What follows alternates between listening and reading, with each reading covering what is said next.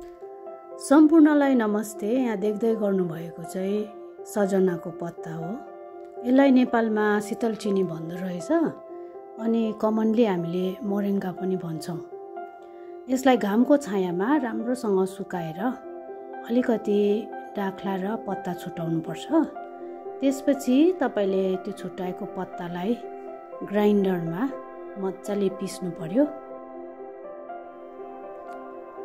ग्राइन्डरमा पिसेको पत्तालाई तपाईले यसरी चाल्नीमा चालेर मिहिन पाउडरलाई छुटाउनु पर्यो।